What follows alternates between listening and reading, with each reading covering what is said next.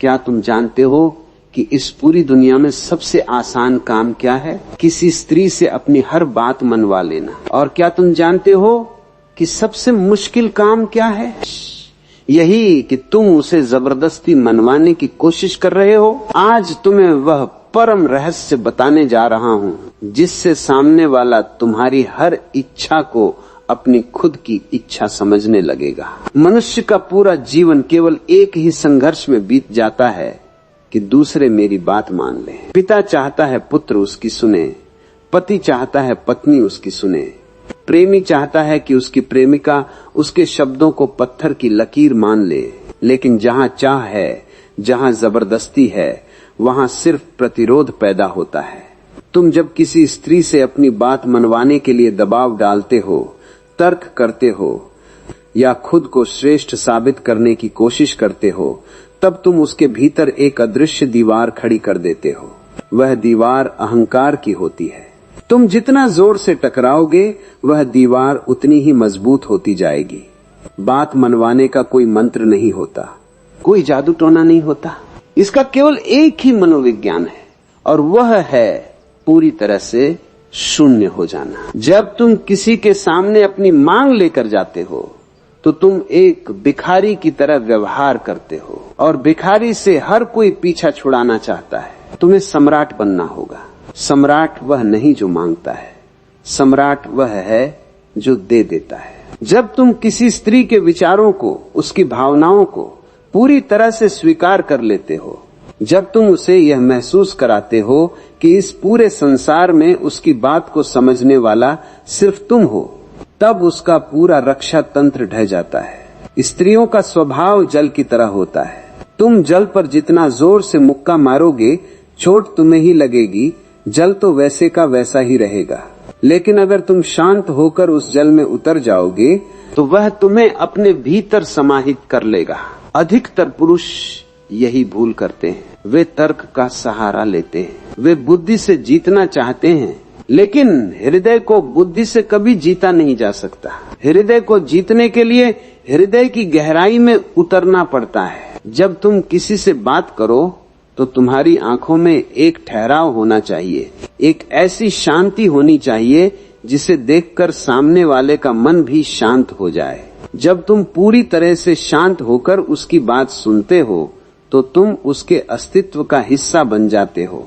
अक्सर लोग पूछते हैं कि वह कौन सा गुप्त तरीका है जिससे कोई भी हमारे वश में हो जाए। वश में करने की चाह ही सबसे बड़ी मूर्खता है। तुम किसी को बांध कर रखना चाहते हो और बंधना इस जगत में कोई नहीं चाहता। पक्षी को पिंजरा कितना भी सोने का क्यों न दे दो, वह उड़ने के लिए छटपटाएगा ही। लेकिन अगर तुम उसे खुला आसमान दे दो और उस आसमान में उसे तुमसे ज्यादा सुरक्षा और प्रेम कहीं न मिले, तो वह घूम फिरकर वापस तुम्हारे ही पास आएगा। यही असली आकर्षण है। यही वह गुप्त कला है जिसे समझे बिना तुम जीवन भर केवल बहस करते रह जाओगे और परिणाम हमेशा शून्य मिलेगा।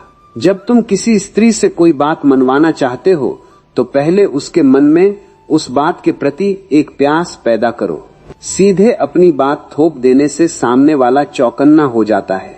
उदाहरण के लिए, यदि तुम चाहते हो कि वह किसी कार्य को करे तो तुम्हें उस कार्य के लाभ इस तरह उसके सामने रखने होंगे जैसे वे विचार उसके अपने हों। जब किसी व्यक्ति को लगता है कि यह विचार उसका खुद का है तो वह उसे पूरा करने के लिए अपनी पूरी ताकत लगा देता है। तुम्हें केवल एक बीज बोना है और उस बीज को हवा और पानी इस तरह देना है कि सामने वाले को लगे कि यह पौधा उसने खुद उगाया है। इस रहस्य को बहुत कम लोग जानते हैं क्योंकि लोग उतावले हैं। उनके भीतर धैर्य नहीं है। वे चाहते हैं कि अभी बोला और अभी काम हो जाए।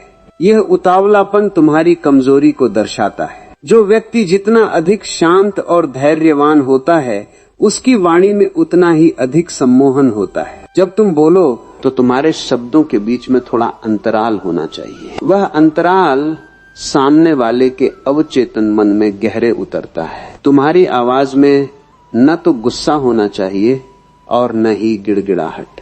एक स्थिर, गंभीर और प्रेम से भरी हुई आवाज सीधे आत्मा पर चोट करती है मनुष्य का स्वभाव है कि वह उसी की तरफ खींचा चला जाता है जहां उसे शांति मिलती है। आज की इस भागदौड़ भरी जिंदगी में हर कोई भीतर से अशांत है, परेशान है। ऐसे में यदि तुम उसे एक ऐसा कोना देते हो जहां कोई निर्णय नहीं है, कोई शिकायत नहीं है, केवल एक गहरी समझ है, तो वह व्यक्ति पूरी तरह तुम्हारा हो जाता है।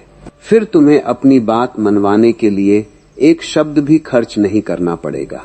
तुम सिर्फ इशारा करोगे और तुम्हारी बात मान ली जाएगी। लोग शक्ति का प्रदर्शन करते हैं, वे चिल्लाते हैं, वे कसम खाते हैं, वे रूठ जाते हैं। यह सब बचपना है। यह इस बात का सबूत है कि तुम अभी तक जीवन के खेल को समझ ही नहीं पाए। असली शक्ति मौन में होती है, असली कला समर्पण में होती है। जब तुम कहते हो कि मुझे कुछ नहीं चाहिए, मुझे सिर्फ तुम्हारी खुशी चाहिए।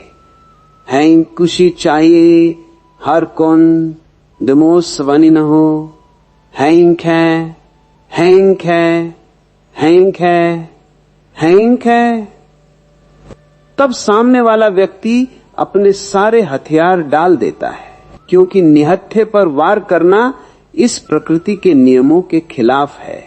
जब तुम पूरी तरह से समर्पित हो जाते हो तो सामने वाले का अहंकार अपने आप पिघलने लगता है। एक बात हमेशा याद रखना, किसी के शरीर को झुका देना बहुत आसान है। डराकर या धमकाकर तुम किसी से हां तो कहलवा सकते हो, लेकिन उसका मन कभी तुम्हारा नहीं होगा। और जब तक मन तुम्हारा नहीं है, तब तक वह हां भी एक छिपे हुए विद्रोह की तरह है जो सही मौका मिलते ही फट पड़ेगा। अगर सच में किसी को अपना बनाना है, किसी से अपनी हर बात को सहर्ष स्वीकार करवाना है, तो तुम्हें उसके भीतर एक ऐसा स्थान बनाना होगा जहां भय का कोई नामो निशान न हो, जहां वह खुद को पूरी तरह सुरक्षित महसूस करे। यह जो आकर्षण का विज्ञान है, यह बहुत गहरा है। यह केवल इस बात पर निर्भर करता है कि तुम सामने वाले को कैसा महसूस कराते हो। यदि तुम्हारे साथ रहकर उसे खुद से प्रेम होने लगता है, यदि तुम्हारे साथ बिताए पल उसे एक नई ऊर्जा से भर देते हैं, तो वह तुम्हारे बिना रहने की कल्पना भी नहीं कर पाएगा। और जब कोई तुम्हारे बिना रहने की कल्पना नहीं कर सकता, तो वह तुम्हारी किसी भी बात को टालने का दुस्साहस कभी नहीं करेगा। वह तुम्हारी हर इच्छा को पूरा करना अपना परम कर्तव्य समझने लगेगा। इसलिए तर्क छोड़ो, बहस छोड़ो और खुद को साबित करने की इस बीमारी से बाहर निकलो।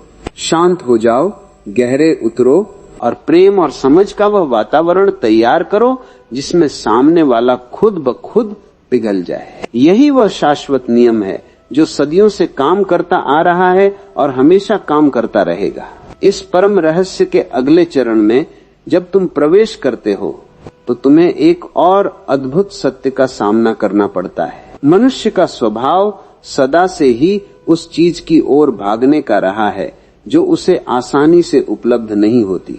जब तुम किसी स्त्री के लिए हर समय, हर क्षण पूरी तरह उपलब्ध रहते हो, तो तुम अनजाने में ही अपनी उस गरिमा को खो देते हो जो आकर्षण का मुख्य केंद्र होती है। पानी जब तक कुएं में गहरा छिपा होता है, लोग उसकी तलाश में मीलों पैदल चलकर आते हैं, लेकिन वही पानी अगर हर रास्ते पर बहने लगे तो लोग उसे कीचड़ समझकर आगे बढ़ जाते हैं। तुम्हें भी अपने व्यक्तित्व में वही गहराई, वही रहस्य बनाए रखना होगा। रहस्य ही वह धागा है जिससे उत्सुकता बंधी रहती है। जब तुम अपनी हर भावना, अपना हर विचार और अपनी हर योजना तुरंत सामने वाले के सामने रख देते हो, तो तुम एक खुली किताब बन जाते हो। और खुली हुई किताब को पढ़ने में किसी की कोई रुचि नहीं होती। लोग पन्ने पलटना चाहते हैं, वे जानना चाहते हैं कि अगले पन्ने पर क्या लिखा है। अपनी बात मनवाने का यह सबसे बड़ा गुप्त नियम है कि तुम अपने भीतर